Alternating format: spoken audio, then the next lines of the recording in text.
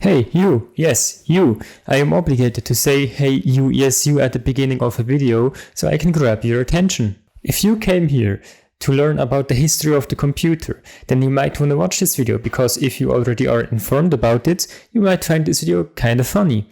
And if you do not want to learn about the history of the computer and don't know why you clicked on this video, you should stay as well, because you will absolutely not do that here. I'm going to talk about the history of the computer from the beginning to today, but everything I'm going to say will not be correct. And before you start to worry, don't worry, because as a computer scientist or a computer scientist apprenticeship haver, I am 100% able or qualified to tell you that everything in this video I'm going to say will not be correct. So please do not take this video as a reference for anything that is meant to be taken seriously. Please.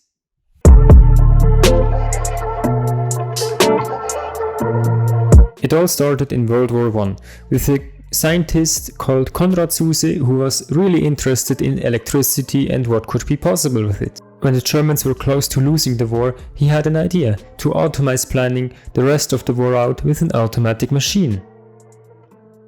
After a few runs, he built a machine that automatically reviews the current war situation and tries to give an output on the best tactics to make the best out of your current situation. The first machine he built didn't work. It was called the Zuse 1, by the way, or Z1 for short. But the second one did, and the Z2, how he called it, was the first ever computer to exist. However, it did a pretty bad job at what it was supposed to do, and the Germans ended up losing the war anyway. After some time in World War II, the Germans had an idea to revive Zuse's plan and build a new version of the computer. The very second computer to ever exist, actually. The technology was advanced enough so it would be worth giving a shot. The idea was presented to Hitler, who thought it was worth giving a shot. To their surprise, the computer, who was called the Zuse 3, did a pretty good job. The Germans managed to win most of their fronts, well, until they didn't anymore. Reason for that was that the Allies bombed a German military base. That base had the Zuse 3 in it. Most of the soldiers died and the Zuse 3 was heavily damaged. Back then the technology wasn't advanced enough to repair it, and the Germans started losing the war, so they didn't have enough resources anymore to, well, build a new one. Today, however, we do have those resources to repair a broken computer, and you can visit a working Zuse 3 in a German computer history museum. After that, the development of the computer stagnated. The war was over, and the thought of trying to recreate technologies that were invented specifically for war gave people mixed feelings. So, because of the public pressure, no one was willing to even touch the technology anymore. It took about another decade until the technology was started being used again. It all started with the so-called Big Three: IBM, Microsoft and Apple. These were the pioneers that brought back computers and made them popular again. IBM made the computers for the business environment, Apple made the computers for the consumer environment, and Microsoft made the software for both of those computers. At least that's how it all started. After a long story of success, in 1961, IBM released the IBM 5150. The IBM 5150 was IBM giving Apple the middle finger, basically. It was IBM's own computer meant for the consumer market, so they basically invaded Apple's territory. The only problem with that was the IBM 5150 was far superior to anything that Apple had ever put out at the time. In fact, it was so powerful and so innovative and so revolutionary that many computers today are still far relatives to the IBM 5150. It revolutionized consumer accessibility by inventing a so-called Graphical User Interface, or GUI for short. In fact, it was the first ever computer to ever use something like that. No one ever before had the idea to use the screen to display graphics. It all was text until then. For the first time ever, it was possible to use a mouse to navigate the computer screen. Drag and drop, right click, left click, all that was invented with this one computer. It was the first time ever anyone or the world in general has seen something like this. Anyway, so now that there is an IBM computer more powerful and better and more accessible than anything that Apple has ever done before, Apple was losing customers, obviously. Apple's counterattack released a few years later, in 1964, and it was called the Macintosh. It just had one big problem. Unlike the IBM 5150, it didn't have a GUI. Apple stated back in the day that for a cursor and a graphical user interface, or well, GUI, to work, you need a mouse, and that would mean another cable, and that would make everything complicated for the consumer again. They thought it was inefficient, so they didn't include it. Therefore, why would anyone want to buy the higher priced, less accessible, less powerful computer over the competition, which is more powerful, more accessible and cheaper? Well, that's one of the big mysteries. For some reason, the computer that was way worse in every single possible way, it sold kind of better than the IBM 5150, and to this day we don't know the answer for it. We don't know the exact answer, but it is rumored today that Apple still sold better than IBM because they had more experience in consumer environment.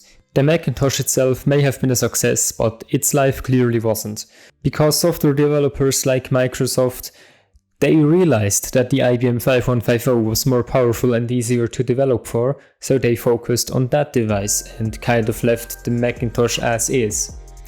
Because of that, the Macintosh barely had any third-party support. Because of the lack in third-party support, many people just bought the next model as soon as it came out, or some even switched to IBM because they realized they made a mistake when buying the Macintosh. However, it clearly was not the best decision to keep a Macintosh. Many people just threw it away after they got their next computer. And that's why the Macintosh today is a rare collectible. Turns out that third parties like Microsoft were actually kind of right by focusing on the lesser selling device, because now it's the best selling device and it was always easier to develop for. Now they have a huge consumer market and all the software already exists. So now Apple is in a downward spiral and they have trouble getting out. They took their time getting out, but they did eventually. How, I'm going to tell you later, because it only happened a few years later. IBM and Microsoft were working together with the military to develop a top secret project that was finished in 1969, and it was again closed in 1990. But that project, from anything that was mentioned in this video, had the biggest impact on, well, every technology that we use today. The project was developed over the 5 years after Apple has fallen. Of course, I'm talking about the ARPANET. The ARPANET was a technology which networking was invented for. They developed a way which enables computers to talk with each other. But the ARPANET was only meant to allow companies to have their computers linked with each other and being able to talk with each other. However, it didn't really work out the way they were hoping for it to work out. Most companies ended up not using that technology for the simple reason that IBM and Microsoft made it too expensive to use. Or well, not quite. The ARPANET was really expensive to set up because a lot of computers back in the day didn't have these networking functionalities. As said, it was developed specifically for the ARPANET. It simply cost that much, and that was why it was so expensive. With that I mean that sometimes whole buildings had to be completely rewired because, well, they didn't have any network blocks and they cannot send the data just straight through the electricity. That doesn't work. So they had to make new wires just for the computers. And they also had to replace all the computers that didn't support that technology, so that's why it was so expensive. It simply cost as much as it would to set up. IBM and Microsoft actually only gained about 10% of everything that you had to pay for. The ARPANET service was supported for 2 decades, as said, from 1969 to 1990. Not a whole lot of companies were willing to set it up in the beginning, but as time passed, the hardware became cheaper, the infrastructure was easier to set up, and a lot more companies were able to afford it. And that's the reason why it wasn't closed much earlier. Of course, our friend Apple though didn't just sit around for 2 decades. The fact that IBM and Microsoft were focusing mainly on the ARPANET, since it did require as much attention, maintaining and planning as it did, they had to neglect their consumer-focused products. Apple saw a chance in that and decided that this was their chance to re-enter the market. As said, the ARPANET was stopped being supported in 1990. The main reason for that was that something bigger was coming, something better than the ARPANET. Some may have already guessed that I'm talking about the internet. The internet was a project that would, instead of linking every single computer inside a company, it would link every single computer in the whole world. Of course with a twist though, because it was still able to be used for only company purposes. Because you see, when linking every single computer inside a company, sharing viruses inside that company becomes really easy.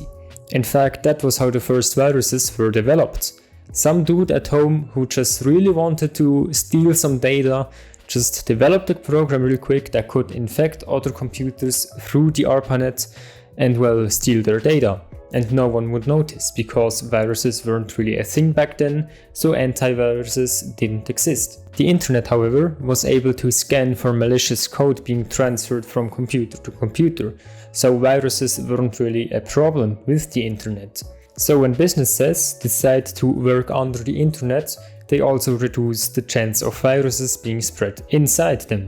Of course, now that there was a bigger, better and newer brother to the ARPANET, a lot of businesses immediately jumped on the internet.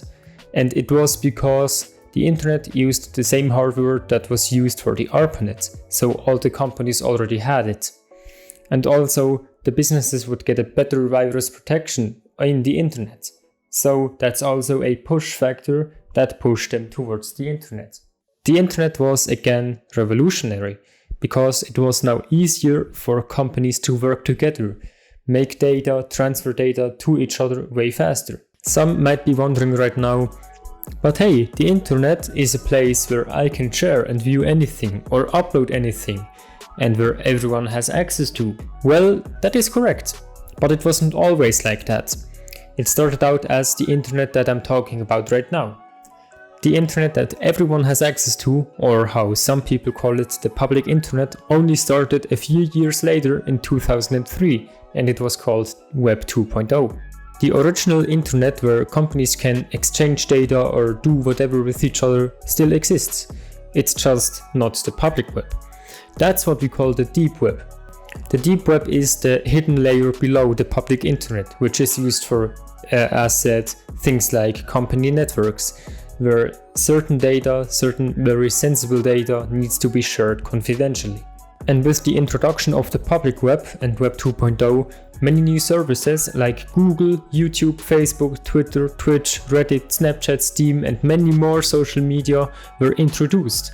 And as we all know today, social media is the one thing that everyone has, but everyone also hates. It gave possibilities for many people to live their creative freedom and do much more than ever before. And if you're wondering what happened to Apple, they also experimented with something. Those things were the iPods. Playing music and videos on the go whenever you want. It was something that you haven't seen before because the computer is installed on your desk. You can't just take it with you and watch something there. It's not possible. So after the iPod came the iPod Touch. The iPod Touch was so revolutionary and so successful that they decided to see how the public would react to an iPod Touch that could be used as a phone even. They used just that reason as their main marketing purpose, and also the reason why that model would be $200 more expensive. Today, all this technology is known as the most expensive shit ever that you continue to buy every time you walk into a store. Mainly because you're stupid, but it works. So after all this evolution in technology, we have reached a point where we are far beyond what we could have ever imagined our technology to look like in the future. With everything that we achieved, we are able to use computers With everything we have achieved, we are even able to use computers to solve the most complicated problems that humanity has ever seen. In fact, just recently there was a huge discovery in CERN in Geneva where they used a supercomputer in the particle accelerator to solve one of humanity's oldest riddles. And that riddle is... It's pronounced GIF, not GIF, you fucking moron!